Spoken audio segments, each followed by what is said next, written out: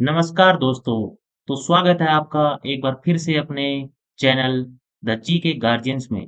तो दोस्तों, हम भारत के इतिहास में अपनी क्लास को आगे बढ़ाते हुए आज हमारा टॉपिक आता है उत्तर वैदिक काल। जी हाँ दोस्तों, आज अपनी 5वीं क्लास पे आके पहुंच चुके हैं उत्तर वैदिक काल में। और यहाँ पे हम पढ़ने वाले हैं आश्रम व्यवस्था उत्तर वैदिक काल में। जो जो जैसे हमारे बाकी के 3 ऋग्वेद के अलावा बाकी के जो भी 3 वेद थे, उनको किस प्रकार से की रचना की गई और उनमें क्या क्या बताया गया है। तो दोस्तों, देर ना करते हुए चलिए आगे चलते हैं।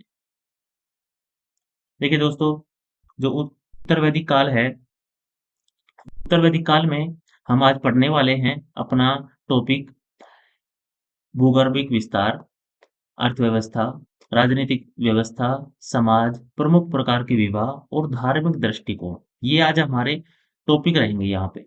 ठीक है दोस्तों, चलिए आगे चलते हैं। देखिए दोस्तों, उत्तर वैदिक काल जिसका समय काल 1000 से 600 ईसा पूर्व के बीच में माना गया है। ठीक है। इस काल में सामवेद, यजुर्वेद और अथर्ववेद तथा ब्राह्मण ग्रंथ जैसे कि आरण्यक हो गया, उपनिषद हो गया, इनकी रचना हुई थी। ठीक है। और इन सभी को हम पिछली क्लास में हम पढ़ चुके हैं। ठीक है दोस्तों, ये ऋग्वैदिक काल में जब हमने ऋग्वैदिक काल पढ़ा था, तो उसी के साथ में ये सारे टॉपिक पढ़ लिए थे। तो अगर आपने वो क्लास नहीं देखी है, तो आप जाइए और इससे पहले वाली क्लास पे आप उनको देख सकते हैं। अपने चैनल पे आपको वो क्लास मिल जाएगी। ठीक है दोस्तों। तो हम आगे आगे चलते हैं। भूगर्भिक विस्तार। ठीक है दोस्तों, ये भूगर्भिक विस्तार है कि उत्तर वैदिक काल में जो भी उस समय पे जिस प्रकार का भूगर्भिक व्यवस्था किस प्रकार से थी। ठीक है। देखिए, अब आर्य गंगा घाटी के आसपास के हिस्सों में बस चुके थे। ठीक है। हमने पढ़ा था कि जो आर्य थे वो मध्य एशिया से आए थे और यहाँ पे आके बस गए थे। ठीक है। और अभी ये आर्य जो गंगा घाटी थी उसके आसपास के हिस्सों में बस चुके थे अच्छे से। और जो पश्चिमी गंगा घाटी को आर्यावर्त कहा जाने लग गया था। ठीक है। जो अपनी पश्चिमी गंगा घाटी है उसे आर्यावर्त कहने लग गए थे। ठीक है दोस्तों, आगे चलते हैं। दो प्रमुख कबीले थे उस टाइम पे, एक था भरत और दूसरा था पुरु। ठीक है। और दोनों एक होकर कुरु नाम बनाया। ठीक है। दो प्रमुख कबीले कौन कौन से थे दोस्तों? एक तो था भरत और एक था पुरु। ठीक है दोस्तों। तो भरत और पुरु, भरत और पुरु से हमने क्या नाम बनाया? उस टाइम पे नाम बन गया कुरु। ठीक है दोस्तों। और ये जो कुरु था, इन्हीं ने दिल्ली और दोआब क्षेत्र में कब्जा किया। ठीक है। और जो कि आगे चल के कुरुक्षेत्र कहलाया। कुरु ने जिस क्षेत्र पर कब्जा किया, जिस क्षेत्र को अपना अधिकार बनाया, जो भी दिल्ली के आसपास का क्षेत्र था, उसे कुरुक्षेत्र कहते हैं। देखिए दोस्तों, हम जानते हैं कि कुरुक्षेत्र आज हरियाणा में पड़ता है। हरियाणा का एक डिस्ट्रिक्ट है कुरुक्षेत्र। तो ये वही इलाका है जहाँ पे जो दो प्रमुख कबीले थे उस टाइम पे, भरत और पुरु, जिनको हम कुरु कहते थे, जिनका नाम कुरु पड़ गया आगे चल के, और उनके द्वारा जो अधिकार में जो क्षेत्र था उसे कुरुक्षेत्र कहे जाने लगे। ठीक है दोस्तों, आगे चलते हैं।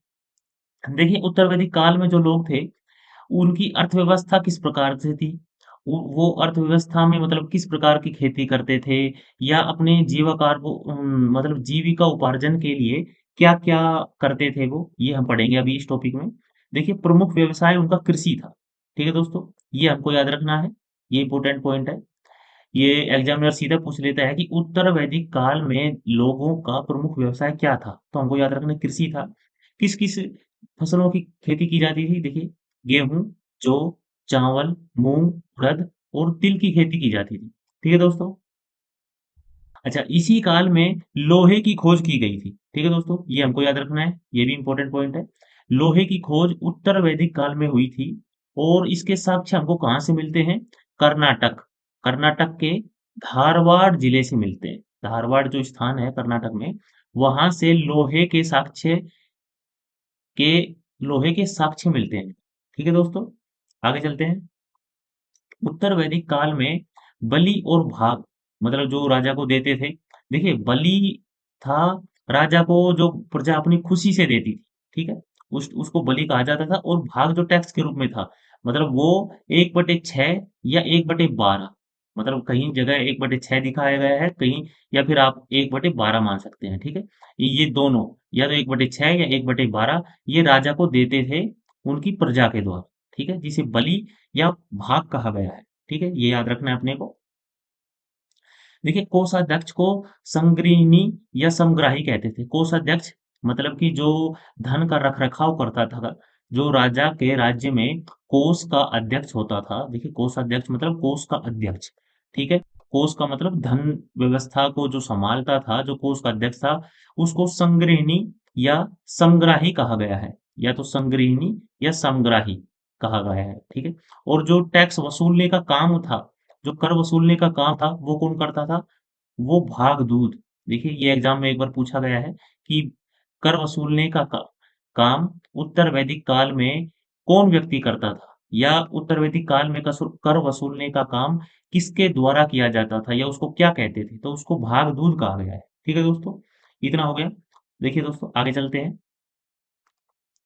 देखिए, आगे है, हल चलाने में 6 से 8 जोड़ी बैलों का उपयोग किया जाता था। ठीक है दोस्तों? जो खेती की जाती थी, वो 6 या 8 जोड़ी बैलों से की जाती थी, और जो जुताई थी, वो लकड़ी के फाल वाले हल से होती थी। देखिए, लकड़ी का फाल से मतलब है कि जो हल होता है दोस्तों, देखिए कुछ इस प्रकार का हल होता है, ठीक है? तो जो हल में जो फाल लगी होती है, जिससे कि ज़मीन की खुदाई होती है, ठीक है? जो ज़मीन में टच होके चलती है, इस फाल को इसे फाल बोला जाता है, और ये उस टाइम पे लकड़ी की होती थी, ठीक है? देखिए, जैसे-जैसे लोहे का विकास हुआ, ठीक है? तो आगे आपको मतलब यहाँ पे फाल लोहे की मिलने लगी थी, ठीक है? क्योंकि लोहे की फाल से ज़मीन की जुताई थोड़ी अच्छी तरीके से होती थी, लेकिन उस टाइम पे लकड़ी की फाल होती थी, ये हमको याद रखना, ठीक है दोस्तों? आगे चलते हैं। ये लोग 4 प्रकार के मृद भांडों से परिचित थे, ठीक है? कौन-कौन से थे 4 प्रकार? जैसे लाल प्लस काला मृद भांड, लाल मृद भांड, काला पालिस्टार और चित्रित धूसर मृद भांड। ठीक है? ये 4 प्रकार के मृद भांड वहाँ पे पाए गए थे। ठीक है दोस्तों, आगे चलते हैं। शतपथ ब्राह्मण में महाजनी प्रथा का जिक्र है, तथा सूदखोर को उसी दिन कहा गया है। ये याद रखिएगा। जो सूदखोर होता है, ठीक है? सूदखोर मतलब ब्याज, ठीक है? सूदखोर मतलब ब्याज को जो ब्याज पे पैसे देने वाला व्यक्ति होता है, ठीक है? या फिर जिसको जो मतलब जैसे एक व्यक्ति से किसी ने पैसे लिए, ठीक है? और वो उस पैसे को और ज़्यादा ब्याज के ऊपर किसी तीसरे व्यक्ति को देता है। तो वो बीच में जो ब्याज खाता है जो व्यक्ति, उसी को सूदखोर कहा गया है, और उस व्यक्ति का नाम रखा गया है कुशीदीन, ठीक है? तो ये हमको याद रखना है कि जो सूदखोर व्यक्ति था, उसे कुशीदीन नाम दिया गया है, ठीक है? आगे चलते हैं। देखिए, सिक्कों का प्रचलन निष्क, शतमान, कृष्णवत के रूप में होता था, ठीक है? ये सिक्कों को मतलब उनके कीमत के आधार पे, ठीक है, उनका नाम अलग-अलग दिया गया है। कृष्ण, शतमान और कृष्णवत। निष्क, शतमान और कृष्णवत। ठीक है दोस्तों? देखिए, तौल की बात कर लेते हैं।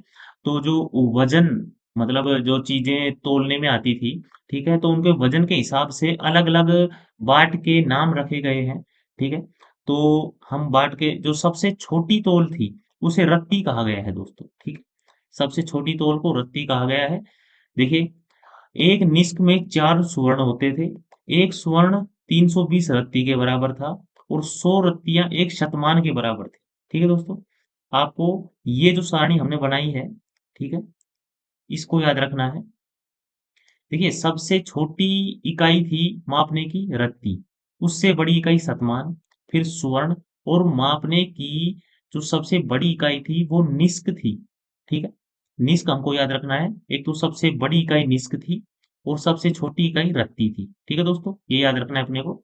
और एग्जामिनर इसमें से भी पूछ सकता है, क्योंकि वो पूछने को एग्जाम में कुछ भी घुमा फिरा के कुछ भी पूछ सकता है, तो हमको ये थोड़ा याद रखना है जो हाईलाइट में किया गया है, कि एक निष्क 4 स्वर्ण के बराबर था, 1 स्वर्ण 320 रत्ती, और 100 रत्ती 1 शतमान के बराबर थी। ठीक है दोस्तों? इसको याद रखिएगा, ठीक है? आगे चलते हैं। देखिए, धातु गलाने का कारखाना, बढ़ई, बुनगार बुनकर, चर्मकार, ज्वेलरी बनाना, रंगाई, मिट्टी के बर्तन, चूड़ियाँ, ग्लास आदि शिल्प कला के उद्योग थे, ठीक है? तो शिल्प कला के उद्योग में लोग क्या-क्या काम करते थे शिल्प कला में? देखिए, धातु गलाने का कारखाना था, बढ़ई था, बुनकर था, चर्मकार था, ज्वेलरी, रंगाई, मिट्टी के बर्तन, चूड़ियाँ, ग्लास, ये सारे काम थे शिल्प कला के, ठीक है दोस्तों। तो इससे हमको पता चलता है कि उस काल में, उत्तर वैदिक काल में, लोग ये कार्य भी करते थे। उस समय में ये कार्य लोगों के द्वारा किए जाते थे, ठीक है। और समुद्री यात्रा से उल्लेख मिलता है, समुद्री यात्रा के उल्लेख से व्यापार का संकेत मिलता है, ठीक है। क्योंकि समुद्री यात्रा का उल्लेख मिलता है इस काल में, तो इससे हमको पता चलता है कि समुद्री यात्रा होती थी, तो मतलब किसी दूसरे राज्य से या किसी दूसरे देश से व्यापार किया जाता था, ठीक है। आगे चलते हैं। देखिए दोस्तों, आगे आती है राजनीतिक व्यवस्था, ठीक है। ये अब हम पढ़ेंगे कि जो उत्तर वैदिक काल था, उसमें राजा का शासन और राजा प्रजा के बीच में संबंध और प्रजा किस प्रकार से रहती थी, तो राजनीतिक व्यवस्था किस प्रकार से थी, ये हम पढ़ने वाले हैं। देखिए पहला पॉइंट है, जनों का विकास जनपद के रूप में हुआ, ठीक है, जिसमें हस्तिनापुर, इंद्रप्रस्थ, कुरु जनपद की राजधानी थी। देखिए हमने पढ़ा था, जो कुरु जनपद था, जो आगे चल के कुरुक्षेत्र कहलाया, उसकी राजधानियां कौन कौन सी थी? एक तो हस्तिनापुर थी और एक इंद्रप्रस्थ। देखिए दोस्तों, हमको पता है कि इंद्रप्रस्थ जो है, इसी का नाम आगे चल के दिल्ली पड़ता है, ठीक है। इसी का नाम आगे चल के दिल्ली पड़ता है, तो ये हमको याद रखना है, ठीक है। इंद्रप्रस्थ और हस्तिनापुर किसकी राजधानियां थी? कुरु जनपद की राजधानियां थी, ठीक है। देखिए क्षेत्र हेतु जनपदों में युद्ध होते रहते थे, ठीक है। जो जनपद बन गए थे, देखिए जो इंडिया था हमारा, वो जनपदों में विभक्त हो गया था, ठीक है। बहुत सारे जनपद थे उनमें, और उनमें से, उन जनपदों में से एक जनपद था कुरु जनपद, जिनकी राजधानियां थी हस्तिनापुर और इंद्रप्रस्थ, ठीक है। और एक दूसरे के ऊपर वर्चस्व मतलब स्थापित करने के लिए जो भी जनपद थे ना उस टाइम पे, ठीक है, तो वो एक दूसरे से युद्ध करते रहते थे, ठीक है। इसकी जानकारी हमको मिलती है, ठीक है। देखिए आगे चलते हैं। राजन के लिए 12 रत्निक नामक कर्मचारी कार्य करते थे, ठीक है। राजन के लिए 12 रत्निक नामक कर्मचारी, जिसमें मतलब एक कर्मचारी का संगठन था जिसमें 12 लोग रहते थे, ठीक है। वो राजा की सेवा में तत्पर रहते थे। देखिए सेना स्थायी नहीं थी और मुखिया का पद वंशानुगत हो गया था, ठीक है। ये इंपॉर्टेंट लाइन है कि देखिए सेना स्थायी नहीं थी, ठीक है। तो मतलब जो राजा की जो सेना थी, उसमें जो भी व्यक्ति था, ये नहीं कि मतलब एक हम मान लेते हैं एक मोहन नाम का कोई व्यक्ति है, तो उसी का बेटा उसमें मतलब शामिल होगा सेना में उसके बाद में, तो ये वंशानुगत नहीं था, ठीक है। सेना स्थायी नहीं थी। और मुखिया का जो पद था ना, जैसे कि कोई भी मुखिया है, कोई गांव का मुखिया हो गया, या फिर जैसे जिसको सरपंच वगैरह बोलते हैं, ठीक है, आज के टाइम में, तो जो गांव का मुखिया हो गया, या खेतों का मुखिया हो गया, या न्याय का मुखिया हो गया, वो उनका पद जो था ना, वो वंशानुगत हो गया था, ठीक है। मतलब जो व्यक्ति मुखिया था, उसके बाद में उसका बेटा मुखिया बनेगा, ठीक है। ये फिक्स हो गया था, वंशानुगत हो गया था, जो मुखिया का टाइप का पद था, ठीक है। ये इंपॉर्टेंट है। देखिए राजन बहुत सारे यज्ञ करवाता था, ठीक है। यज्ञ की बात इसमें बताई गई है उत्तर वैदिक काल में। देखिए यज्ञ देखते हैं हम। देखिए पहले नंबर पे आता है राजसूय यज्ञ। राजसूय यज्ञ, ये यज्ञ क्या था, किस प्रकार से होता था? प्रथम उल्लेख इसका ऐतरेय ब्राह्मण में किया गया है। यह यज्ञ राज्याभिषेक के समय कराया जाता था। आपको खाली ये याद रखना है कि जो राज्याभिषेक के समय कराया जाने वाला यज्ञ था, वो कौन सा था? तो उसका नाम है राजसूय यज्ञ, ठीक है। और इस राजसूय यज्ञ को कराने के पश्चात राजा जो पुरोहित को 24,000 गायें दान देता था, ठीक है। ये याद रखने की जरूरत नहीं है आपको, खाली इसको थोड़ा याद रख मतलब थोड़ा ध्यान में रखिएगा कि हाँ, ठीक है, 24,000 गायें ध्यान में देता था। लेकिन आपको ये याद रखना है कि ये यज्ञ कब किया जाता था, ठीक है। राज्याभिषेक समय किया जाता है राजसूय यज्ञ, ठीक है। आगे अश्वमेध यज्ञ। अश्वमेध यज्ञ कब कराया जाता था? सभी दिशाओं का चक्रवर्ती शासक बनने हेतु, ठीक है। देखिए ये हमको थोड़ा, मैं आपको थोड़ा सा मतलब याद कराने के हिसाब से थोड़ा बता देता हूँ कि जो देखिए हमने रामायण देखी है, रामायण में श्री राम जी अश्वमेध यज्ञ करते हैं, ठीक है। और वो अपना घोड़ा छोड़ देते हैं, मतलब वो घोड़ा किसी भी दिशा में जा सकता है। देखिए अश्वमेध यज्ञ जो भी व्यक्ति करता है, उसमें वो एक घोड़े को चारों दिशाओं में जाने के लिए स्वतंत्र रूप से छोड़ देता है, ठीक है। और जो भी उसका घोड़ा पकड़ता है, फिर या तो उसको उस राजा से युद्ध करना पड़ता है, या फिर उसकी शरण में आना पड़ता है, ठीक है। तो इसी प्रकार से ये अश्वमेध यज्ञ होता है, मतलब वो चारों दिशाओं का चक्रवर्ती शासक बनने के लिए अश्वमेध यज्ञ किया जाता है उस व्यक्ति के द्वारा। ठीक है दोस्तों, ये याद रखिएगा। उसके बाद में करते हैं वाजपेय यज्ञ। ठीक है, वाजपेय यज्ञ रथ दौड़ उम्र बढ़ाने के साथ पुनः राज तिलक हेतु राजा के द्वारा कराया जाता था। ठीक है दोस्तों, उम्र बढ़ने के साथ में जो राजा के, जैसे एक राजा है, ठीक है, वो मान लीजिए कि 30 साल में या 25 साल की उम्र में राजा बन गया। ठीक है, अब जैसे जैसे उसकी उम्र बढ़ती जाएगी, मान लो 50 साल का हो गया, 55 साल का हो गया, वो चाहता है कि उसका पुनः राज तिलक किया जाए एक बार।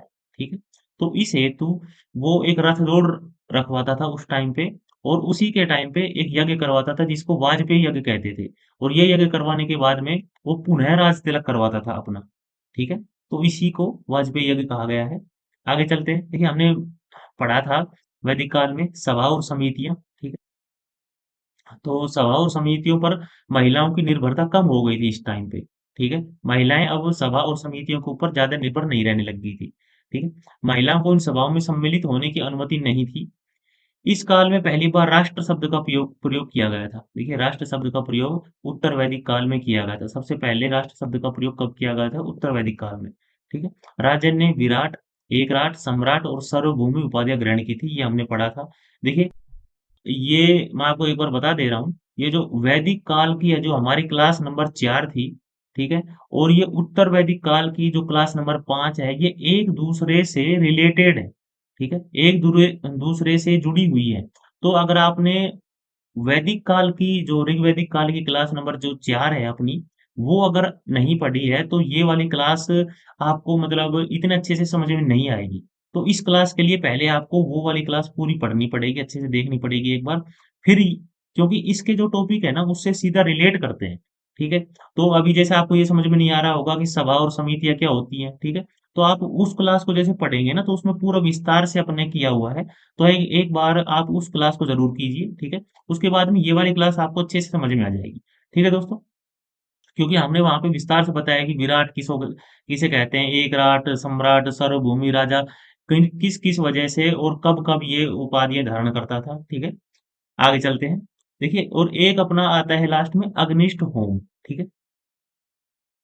तो अग्निष्ट होम राजा के द्वारा कब कराया जाता था? देखिए दोस्तों, देवताओं को प्रसन्न करने हेतु अग्नि में पशु बलि दिए जाने वाला यज्ञ था ये। ठीक है, तो मेनली आप याद रखिएगा कि देवताओं को खुश करने के लिए, देवताओं को प्रसन्न करने के लिए कौन सा यज्ञ किया जाता था? तो ये अग्निष्ट होम यज्ञ किया जाता था। ठीक है दोस्तों, इतने याद रखिएगा। आगे चलते हैं। देखिए, समाज के बारे में पढ़ते हैं अभी। जो उत्तर वैदिक काल था, उसमें समाज किस प्रकार से मतलब रहता था, और समाज में एक दूसरे के जो जितने भी वर्ग थे, वो एक दूसरे से किस प्रकार से आपस में रहते थे। ठीक है, ये पढ़ेंगे अभी हम। देखिए, समाज चार चार वर्ण व्यवस्था आ गई थी समाज में। ब्राह्मण, क्षत्रिय, वैश्य और शूद्र, इसका पूर्ण विकास हो गया। ठीक है, ये सबसे इम्पोर्टेंट लाइन है, इसको आप पक्का याद रखिएगा। क्योंकि जो समाज में जो वर्ण व्यवस्था थी ना, उस टाइम पे पूरी तरह से अपने चरम पे थी, मतलब उसका पूरी तरह से विकास हो चुका था। ठीक है, मतलब एक तरह से अगर ये कहें कि जो समाज था अपना, वो 4 भागों में विभक्त हो गया था। ठीक है, देखिए, औपचारिक शिक्षा न मिलने से समाज में महिलाओं की स्थिति खराब हो गई थी। ठीक है, गोत्र वह जगह थी जहां जन्म मवेशियों के साथ रहते थे। बाद में गोत्र का अर्थ एक ही मूल पुरुष से उत्पन्न लोगों का समुदाय हो गया, अर्थात गोत्र व्यवस्था अस्तित्व में आ गई। ये इंपॉर्टेंट कर लीजिए आप। ये इम्पोर्टेंट हो गया आपका कि गोत्र व्यवस्था अस्तित्व में आ गई थी। ठीक है, मैंने आपको अभी तक 2 पॉइंट बताए हैं याद रखने के लिए, कि एक तो जो वर्ण व्यवस्था थी। ठीक है, देखिए दोस्तों, हमने हाईलाइट कर रखे हैं, इसलिए आप खाली जो हाईलाइट वाले हैं ना, उसी को पढ़ेंगे तो आपका अच्छे से क्लियर हो जाएगा।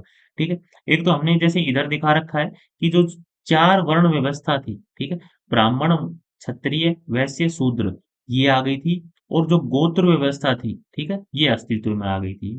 खाली आपको इतना याद रखना। ठीक है दोस्तों, आगे चलते हैं। देखिए, जो निषाद, चंडाल और शाहवर थे, ये अछूत थे।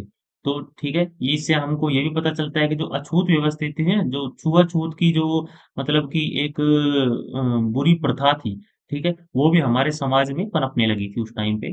ठीक है, अतिथि को गोहन या गोहाना या गोहंता कहते थे, और उसे गोमांस परोसते थे। ठीक है। अतिथि जो आता था उसे क्या कहते थे? गोहना। ठीक है। ये याद रखिएगा। ये एग्जाम में पूछा गया है एक बार कि जो अतिथि आता था घर में, उसको क्या कहा जाता था? इस पे स्टार कर लीजिए आप। अतिथि को गोहना कहते थे और उसे गोमांस परोसते थे। ठीक है दोस्तों। देखिए, नियोग प्रथा। नियोग प्रथा क्या थी?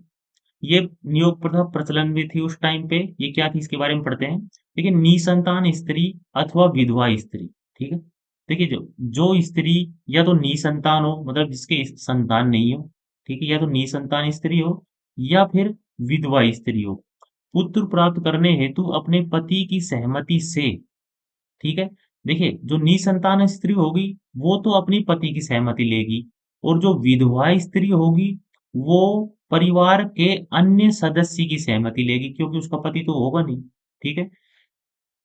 पुत्र प्राप्ति के लिए या तो अपने पति या परिवार के अन्य सदस्य की सहमति से पति के भाई या अन्य योग्य व्यक्ति से संबंध बनाती थी। ठीक है। जो नियोग प्रथा थी, देखिए ये मतलब एक समाज की कुरीति थी। इसको हम कुरीति ही बोल सकते हैं कि जो एक स्त्री पुत्र की प्राप्ति के लिए अगर उसके पति की सहमति हो, तो वो अन्य व्यक्ति के साथ, या तो पति के भाई के साथ या फिर अन्य व्यक्ति के साथ संबंध बनाती थी। ये नियोग प्रथा थी। ठीक। इसके बारे में थोड़ा आप याद रखिएगा कि नियोग प्रथा क्या थी और किस प्रकार से थी, तो ये हमने पढ़ा है। आगे चलते हैं। देखिए, उस टाइम पे गार्गी, मैत्रेयी जैसी महिलाएं ज्ञान क्षेत्र में निपुण थी। ठीक है। उस टाइम पे गार्गी और मैत्रेयी जैसी विद्वान महिलाएं भी थी। देखिए, सती प्रथा और बाल विवाह अभी भी अनुपस्थित थे। तो ये इंपॉर्टेंट पॉइंट है, हाईलाइट कर रखा है अपन ने पहले ही। ये इसको याद रखिएगा आप कि जो सती प्रथा थी और जो बाल प्रथा थी, ये अभी तक अपने समाज में नहीं आए थे। जबकि जो गोत्र व्यवस्था थी जबकि जो गोत्र व्यवस्था थी, गोत्र व्यवस्था और एक जो अपनी वर्ण व्यवस्था थी, वर्ण व्यवस्था थी, ये समाज में आ चुकी थी। ठीक है। लेकिन बाल विवाह और सती प्रथा अभी तक नहीं आए थे। ये हमको याद रखना है। देखिए दोस्तों, आगे चलते हैं।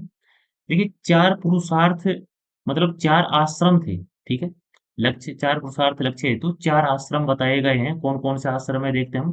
देखिए, पहला आश्रम बताया गया है ब्रह्मचर्य आश्रम।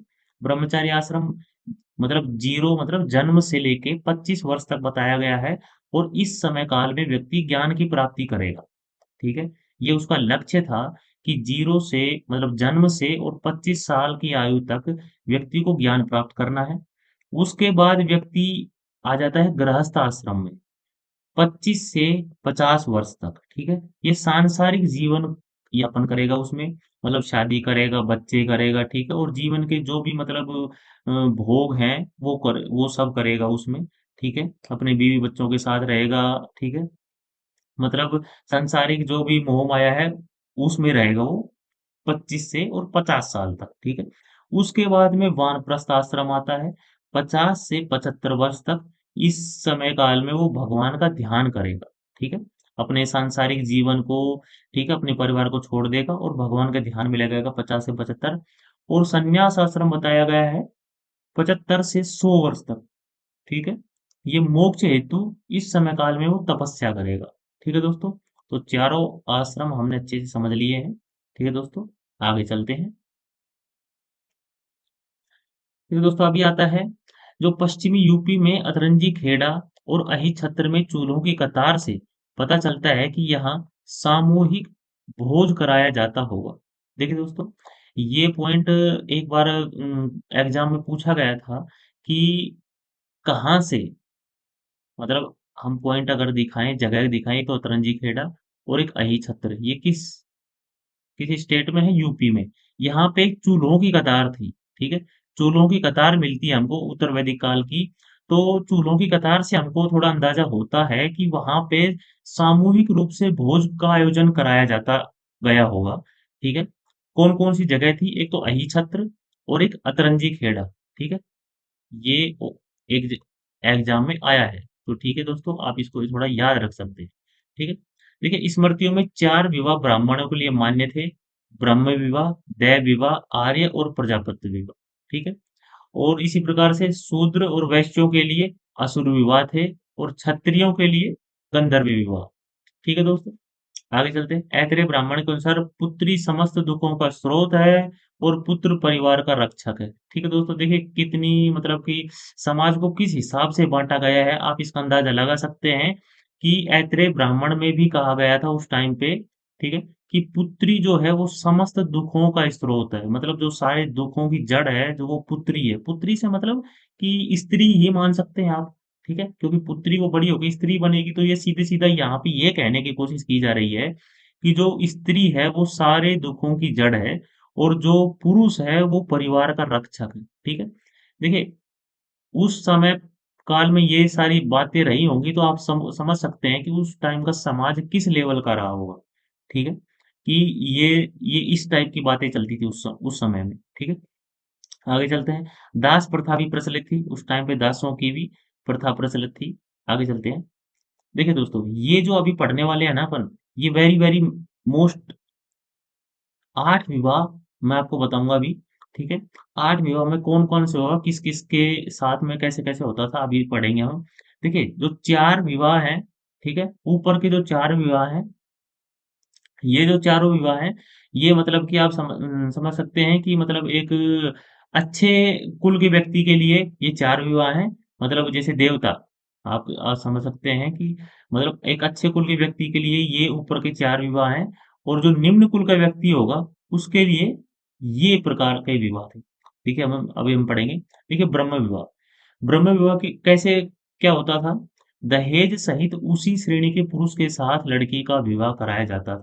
ठीक है, दहेज लिया, और जैसे जिस श्रेणी की लड़की है, मतलब अमीर है तो अमीर, गरीब है तो गरीब, ठीक है, उसी के जैसा लड़का देखा जाता और उसके साथ उसकी शादी करा दी जाती। ये हो गया ब्रह्म विवाह। ठीक है, दैव विवाह होता था कि जो यज्ञ करने वाला पुरोहित होता था ना, ठीक है, जो भी यज्ञ करने वाला पुरोहित होता, उसी के साथ में लड़की की शादी कराई जाती। ये हो गया दैवी विवाह। उसके बाद में पढ़ते हैं आर्य विवाह क्या होता था। देखिए कन्या का पिता वर पक्ष को एक जोड़ी गाय और बैल देगा। ठीक है, एक जोड़ी गाय बैल देगा, ये कौन सा विवाह था? आर्य विवाह। ठीक है दोस्तों, आगे चलते हैं। जो प्रजापति विवाह था, ना दहेज और ना कन्या की कीमत की मांग की जाती थी इसमें। ठीक है, ये सबसे बढ़िया विवाह था कि ना तो दहेज लिया दिया जाता था और ना ही कन्या की कीमत की मांग की जाती थी। ठीक है दोस्तों, ये हो गए 4 प्रकार के विवाह, मतलब इनको एक अच्छे लेवल के, ठीक है, इनको गुड बोल सकते हैं आप, अच्छे लेवल के विवाह में इनकी गिनती होती थी। देखिए अभी 5वें नंबर पे आता है गंधर्व विवाह। ठीक है, ये इस प्रकार का विवाह था कि माता पिता की इच्छा के बिना, ठीक है, माता पिता की इच्छा के बिना वर वधु गुप्त रूप से विवाह कर लेते थे। ठीक है, गुप्त रूप से विवाह होता था, तो वो विवाह कौन सा था? गंधर्व विवाह। ठीक, गंधर्व विवाह, माता पिता की इच्छा के विरुद्ध जाकर के। ठीक है, आगे चलते हैं। असुर विवाह, इसमें जो कन्या का पिता था वो वर से कन्या की कीमत लेता था। देखिए मतलब ये हो गया सीधा सीधा कि अपनी बेटी को बेच करके, ठीक है, अपनी बेटी के पैसे लेकर के कोई पिता मतलब कि किसी से शादी करवाता था अपनी लड़की की। ठीक है, तो ये किन में होता था? ये असुर में होता था, ये असुर विवाह है। ठीक है, आगे चलते हैं। राक्षसों में किस प्रकार का विवाह होता था? मतलब राक्षस विवाह किसी किसे कहा गया है? कन्या का अपहरण कर बलपूर्वक, अगर कन्या को मतलब सीधा सीधा बोले आज की लैंग्वेज में तो कन्या का किडनैप कर, ठीक है, अगर लड़की का किडनैप कर लिया और फिर उससे मतलब जबरदस्ती शादी कर ली, तो वो शादी कहलाती थी राक्षस विवाह। ठीक है, इस प्रकार का विवाह क्या कहलाता था? राक्षस। ठीक है, तो देखिए हम सीधे सीधे याद रख सकते हैं कि जो किडनैप कौन करेगा, कन्या का अपहरण कौन करेगा, तो राक्षस ही व्यक्ति, कोई राक्षस व्यक्ति ही कर सकता है। ठीक है, तो राक्षस हो गया। और पिशाच व्यक्ति क्या करेगा? कन्या को अचेत अवस्था में भगा ले जाएगा। ठीक है, भगाकर और हरण करके। ठीक है, कन्या को सोई हुई अवस्था में, अचेत अवस्था में, मतलब जब उसको होश आवास नहीं हो कन्या को, उस टाइम पे उसका हरण करके लेके जाएगा और शादी कर लेगा। ये होगा पिशाच विवाह। ठीक है, ठीक है दोस्तों, आपको थोड़ा याद रखने ये, ठीक है, कौन सा विवाह किस प्रकार का है, क्योंकि ये 1 से 2 बार एग्जाम में पूछा जा चुका है। ठीक है, कि देखिए आर्य विवाह किस प्रकार का विवाह था या दैव विवाह किस प्रकार का विवाह होता था। ठीक है, तो आपको ये याद रखना है। ठीक, आगे चलते हैं। देखिए अनुलोम विवाह, अनुलोम विवाह तो ये हो गया कि जो पुरुष हो वो उच्च वर्ग का हो, ठीक है, और जो कन्या हो वो निम्न वर्ग की हो, तो ये तो अनुलोम विवाह हो गया, ठीक है। इसको मतलब अनुलोम विवाह मतलब सही विवाह एक तरह से बोल सकते हैं कि मतलब हाँ, ये जायज विवाह है, ठीक है। और बल्कि जो प्रतिलोम विवाह है, ये इस प्रकार का होता था कि जो पुरुष हो वो तो निम्न वर्ग का हो, ठीक है, और जो महिला हो वो उच्च वर्ग की हो, तो इस प्रकार की विवाह को प्रतिलोम विवाह बोला गया है, ठीक है। ये याद रखिएगा थोड़ा। आगे चलते हैं। देखिए, धार्मिक दृष्टिकोण की बात की जाए तो उस ज़माने में हम देखेंगे कि किस प्रकार से लोगों में मतलब धर्म के प्रति विश्वास था, ईश्वर में किस प्रकार की आस्था थी, ठीक है? देखिए, जो वैदिक काल था उस टाइम पे कौन-कौन से देवता देखे थे हमने? वरुण था, ठीक है? इंद्र था, अग्नि भी था, ठीक है? तो ये देवता थे, लेकिन उत्तर वैदिक काल आते-आते समाज में इतना चेंज हो गया था कि अब वरुण, इंद्र की जगह पे जो प्रजापति या आदि पुरुष, ठीक है? आप प्रजापति याद रखिए, प्रजापति वो प्रमुख भगवान बन चुके थे इस टाइम पे, ठीक है? प्रजापति अ, भगवान की श्रेणी में सबसे फर्स्ट नंबर पे आ चुका, ठीक है? आगे चलते हैं। जो मूर्ति पूजा और जादू टोना समाज में प्रवेश करने लग गए थे, ठीक है, हाईलाइट कर रखा है हमने, याद रख लीजिएगा कि जो समाज था उसमें मूर्ति पूजा होने लग गई थी और जादू टोना भी होने लग गया, ठीक है। सभी आश्रमों में जो गृहस्थ आश्रम था ना, गृहस्थ आश्रम मतलब कि 25 साल की आयु से 50 साल की आयु तक का जो आश्रम था वो सबसे बेस्ट माना गया, ठीक है। सबसे बेस्ट कौन सा आश्रम माना गया है? गृहस्थ आश्रम, ठीक है दोस्तों। आगे चलते हैं। देखिए, इसी आश्रम में मनुष्य को पंच महायज्ञ कौन कौन से थे? जैसे ब्रह्म ऋषि यज्ञ, देव यज्ञ, पितृयज्ञ, मनुष्य यज्ञ और भूत या बलि यज्ञ, ये करने की सलाह दी गई थी, ठीक है। और व्यक्ति को 3 वर्ग दिए गए थे, धर्म, अर्थ और काम, ठीक है। ये याद रखने की आपको जरूरत नहीं है, ये इतना कभी एग्जाम में पूछा नहीं गया है। आपको खाली ये याद रखना है कि गृहस्थ आश्रम श्रेष्ठ माना गया था, ठीक है। समाज में मूर्ति पूजा और जादू टोना होने लग गया था, और सबसे सबसे इम्पोर्टेंट है कि जो प्रजापति था, वो अभी सभी का प्रमुख भगवान बन चुका था। ठीक है दोस्तों? देखिए 3 ऋण थे उस टाइम पे मनुष्य के ऊपर। एक ऋषि ऋण, मतलब वैदिक ग्रंथों का उसको अध्ययन करना था, तब जाके ये ऋषि ऋण मतलब कि उससे मतलब वो उसको चुका सकता था। और पुत्र ऋण मतलब कि अगर व्यक्ति ने पुत्र की उत्पत्ति कर दी, मतलब पुत्र मतलब संतान के रूप में पुत्र को प्राप्त कर लिया, तो इसका ये पुत्र ऋण उतर जाएगा। और जैसे ऐसे ही है देव ऋण, मतलब धार्मिक अनुष्ठान और यज्ञ आदि करवा दिए तो देव ऋण उतर जाएगा, ठीक है। इनसे निवृत्त होना आवश्यक था, मतलब इन तीनों ऋणों को चुकाना व्यक्ति के लिए आवश्यक था, ऋषि ऋण, पुत्र ऋण और देव ऋण, ठीक है दोस्तों। तो देखिए दोस्तों, अभी हमने ये अपना टॉपिक कंप्लीट कर लिया है, उत्तर वैदिक काल। देखिए दोस्तों, अगर आप उत्तर वैदिक काल में आपको अगर कोई भी पॉइंट समझ में नहीं आया है ना, तो इसका ये ही मतलब है कि आपने जो अपनी क्लास क्लास 4 है ना, क्लास 4 आपने पूरी देखी नहीं है, या क्लास 4 देखी नहीं है, क्योंकि देखिए क्लास 4 और जो अपनी क्लास 5 है ना, ये एक दूसरे से पूरी तरह से जुड़ी हुई है पॉइंट टू पॉइंट। तो अगर जब तक आप क्लास 4 नहीं पढ़ोगे ना अच्छे से, तो वो क्लास 5 समझ में नहीं आएगी, ठीक है दोस्तों। तो बस खाली आपसे इतनी ही रिक्वेस्ट है कि आप पहले जाके एक बार क्लास 4 को देख लीजिए, ठीक है। क्लास 4 को एक बार देखने के पश्चात में आपको क्लास 5 अच्छे से समझ में आ जाएगी, ठीक है दोस्तों। तो यहाँ पे अपने नोट्स कंप्लीट होते हैं। अब हम आगे चलते हैं अपने क्वेश्चन आंसर की तरफ, ठीक है दोस्तों, जिसे क्वेश्चन आंसर करके हम इसको अच्छे से अपना मतलब कि पूरी तरह से याद कर सकते हैं, ठीक है। आगे चलते हैं। देखिए, क्वेश्चन आंसर में देखिए दोस्तों, अपना पहला क्वेश्चन है, देखिए गोत्र शब्द का प्रयोग सर्वप्रथम हुआ था। तो गोत्र शब्द का प्रयोग हमने पढ़ा था, गोत्र शब्द सबसे पहले ऋग्वेद में आया था, तो इसका ऑप्शन नंबर ए ठीक हो जाएगा। आगे चलते हैं। किस वेद में सभा और समिति को प्रजापति की 2 पुत्रियां कहा गया है? कौन सी वेद में कहा गया है दोस्तों? तो ये अपना अथर्ववेद में कहा गया है, इसको याद रखिएगा। अथर्ववेद में सभा और समिति को प्रजापति की 2 पुत्रियां कहा गया है। देखिए, आयुर्वेद अर्थात जीवन का विज्ञान का उल्लेख किसमें किया गया है सर्वप्रथम? देखिए, आयुर्वेद हमने पढ़ा था, आयुर्वेद किसका उपवेद था? ऋग्वेद का, ठीक है। तो तीसरे में इसका सही ऑप्शन हो जाएगा ऑप्शन नंबर ए, ठीक है। ऋग्वेद में कहा, हाँ, आयुर्वेद अर्थात जीवन के विज्ञान को उल्लेख सर्वप्रथम किसमें किया गया है? ऋग्वेद में किया गया है, ठीक है। आगे चलते हैं।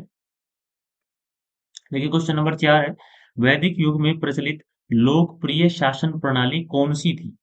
ठीक है दोस्तों। तो वैदिक युग में हमने पढ़ा था कि जो जो शासन प्रणाली थी, वो उसका जो पद था, वो वंशानुगत हो गया था। ठीक है? मतलब जो एक व्यक्ति शासन करता था, मतलब एग्जाम्पल दे रहा हूँ मैं आपको, जो एक गांव का जैसे सरपंच था, तो उसके बाद में उसी का बेटा सरपंच बनेगा, इस प्रकार की शासन प्रणाली हो गई थी। ठीक है? तो वंशानुगत राजतंत्र हो गया था उस टाइम पे। आगे चलते हैं, देखिए आर्य सभ्यता में मनुष्य के जीवन का आयु के आश्रम क्रम के अनुसार कौन कौन से, देखिए सबसे पहले कौन सा आता है अपना, सबसे पहले आता है ब्रह्मचर्य आश्रम। ठीक है? उसके बाद गृहस्थ, फिर वानप्रस्थ और फिर संन्यास। तो ऑप्शन नंबर डी ठीक हो जाएगा इसका। ठीक है दोस्तों, आगे चलते क्वेश्चन नंबर 6 है, निम्न में से किस एक ग्रंथ में जादू, महाया मतलब मायाजाल और वशीकरण, जादू, मायाजाल और वशीकरण का वर्णन मिलता है, ये हमने अच्छे से पढ़ा है। ठीक है दोस्तों, तो क्वेश्चन नंबर 6 का कौन सा ऑप्शन ठीक हो जाएगा, ऑप्शन नंबर डी। ये अथर्ववेद में मिलता है अपने को, जादू, मायाजाल, वशीकरण और जादू टोना वगैरह। ठीक है? तो क्वेश्चन नंबर 6 का ऑप्शन नंबर डी ठीक हो जाएगा। आगे चलते हैं दोस्तों, देखिए क्वेश्चन नंबर 7 है कि आर्य शब्द का अर्थ क्या है। ये हमने पढ़ा है, बहुत काफी बार पढ़ लिया कि आर्य का मतलब श्रेष्ठ व्यक्तियों का समूह। ठीक है? तो ऑप्शन नंबर बी ठीक हो जाएगा। आगे चलते हैं, कौन सा वेद अंशतः गद्य के रूप में भी लिखा गया है। ठीक है दोस्तों, तो हमने पिछली क्लास में भी पढ़ा था ये, कि जो अपना यजुर्वेद है वो गद्य में, ठीक है, प्लस पद्य में, गद्य और पद्य, ठीक है, इन दोनों में लिखा गया है। ठीक है दोस्तों, आगे चलते हैं, इसका ऑप्शन नंबर बी ठीक हो जाएगा। ठीक है दोस्तों, देखिए गोत्र व्यवस्था कब प्रचलन में आई। ठीक है? तो हमने अभी पढ़ा था, आज की क्लास में ही पढ़ा है कि जो उत्तर वैदिक काल था, इसमें गोत्र व्यवस्था प्रचलन में आ गई थी। ठीक है दोस्तों, तो ऑप्शन नंबर डी ठीक हो जाएगा इसका। आगे चलते हैं, देखिए क्वेश्चन नंबर 10 है, ऋग्वेद में अघन्य मतलब वध योग्य नहीं शब्द का प्रयोग किसके लिए किया गया है। तो ये हमने पढ़ा था कि गाय के लिए, मतलब गाय को वध योग्य नहीं माना जाता था ऋग्वेद में। ठीक है? तो ऑप्शन नंबर सी ठीक हो जाएगा। क्वेश्चन नंबर 11 चलते हैं, देखिए ब्रह्म विवाह मतलब सूची 1 से सूची 2 का मेल करना है। ब्रह्म विवाह किसे कहा गया है। ठीक है दोस्तों, ब्रह्म विवाह होता था समान श्रेणी के पुरुष के साथ, ये हमने पढ़ा था कि समान श्रेणी का पुरुष होगा तो उसको ब्रह्म विवाह कहेंगे। देखिए प्रजापति विवाह में ना दहेज लिया जाता था, ना कन्या की कीमत दी जाती थी। ठीक है? तो इसका हो जाएगा 4 नंबर। ठीक है? देखिए दैव विवाह की बात अगर करी जाए, तो दैव विवाह पुरोहित के साथ करा देते थे उसका विवाह। ठीक है? तो 2 ठीक हो जाएगा। और इसी प्रकार से असुर विवाह कन्या की कीमत लेकर किया जाता था। तो ये हो गया, तो इसको हो जाएगा 1 4 2 3, 1 4 2 3, ऑप्शन नंबर बी ठीक हो जाएगा। ठीक है दोस्तों, आगे चलते हैं।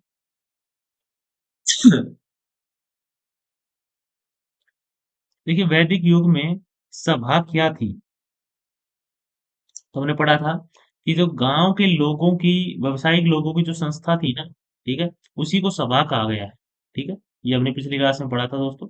आगे चलते हैं, निम्न में से कौन सी दस्तकारी है जो आर्य द्वारा व्यवहार में नहीं लाई गई थी। ठीक है दोस्तों, तो हमने पढ़ा था मर्दभांड का कार्य किया जाता था उस टाइम पे, बढ़ईगिरी, आभूषण भी, ठीक है, लेकिन लोहार का काम नहीं किया जाता था।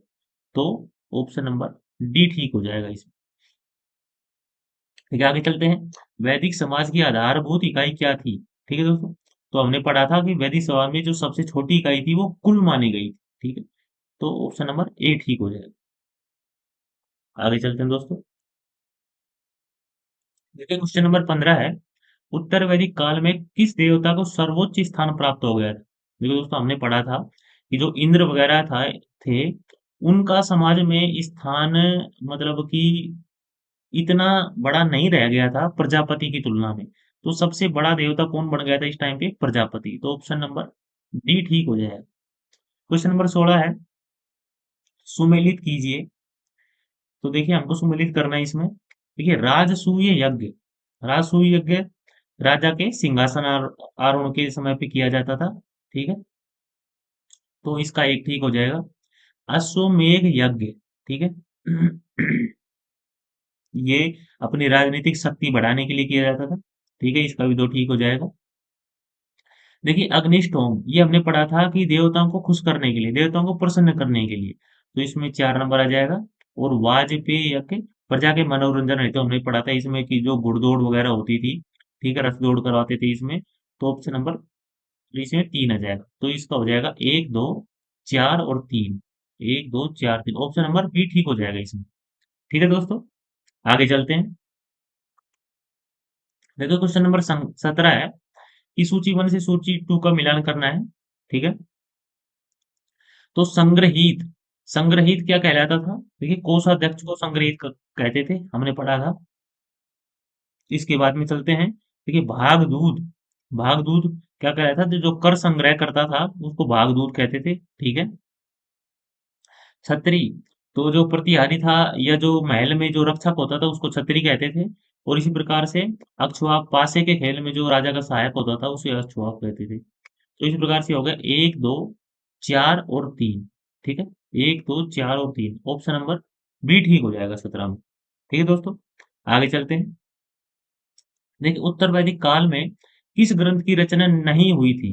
क्वेश्चन नंबर 18 है, उत्तर वैदिक काल में कौन सा ग्रंथ रचित नहीं किया गया था? तो हमने पढ़ा था कि जो वैदिक काल था उसे ऋग्वेद का काल कहते हैं, क्योंकि उसमें ऋग्वेद की रचना हुई थी खाली। ठीक है, और जो बाकी के 3 ग्रंथ हैं, जो हमारे 3 वेद हैं, उनकी रचना उत्तर वैदिक काल में हुई थी। ठीक है, तो उत्तर वैदिक काल में कौन से ग्रंथ की रचना नहीं हुई थी? तो अपना ऋग्वेद आ जाएगा, ऑप्शन नंबर ए ठीक हो जाएगा। ठीक है दोस्तों, आगे चलते हैं। देखिए, हमने पढ़ा था, क्वेश्चन नंबर 19 है कि लोहे की खोज भारत में सबसे पहले कहाँ हुई थी? तो ये हमने पढ़ा था कि धारवाड़ कर्नाटक में हुई थी लोहे की खोज। ऑप्शन नंबर बी ठीक हो जाएगा इसका। आगे चलते हैं, क्वेश्चन नंबर 20 है, उत्तर वैदिक काल में प्रजा द्वारा राजा को कितना भाग टैक्स के रूप में दिया जाता था? देखिए, हमने पढ़ा था 1/6 या 1/12 के रूप में दिया जाता था। ठीक है, तो यहाँ पे ऑप्शन 1/6 है, तो क्वेश्चन नंबर 20 का ऑप्शन डी ठीक हो जाएगा। ठीक है दोस्तों, आगे चलते हैं। निम्न में से किस पुरातात्विक स्थल पर गर्त आवासों के प्रमाण मिले हैं? ठीक है दोस्तों, ये हमने पढ़ा था, गर्त आवासों के प्रमाण कहाँ पे मिले हैं?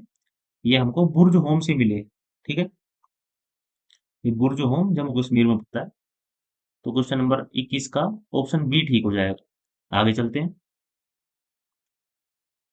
ठीक है, क्वेश्चन नंबर 22 है दोस्तों, वेदांग के संदर्भ में कौन सा शब्द अनुष्ठान को दर्शाता है? ठीक है, तो इसमें कौन सा शब्द अनुष्ठान को दर्शाता है? तो इसमें ज्योतिष आएगा।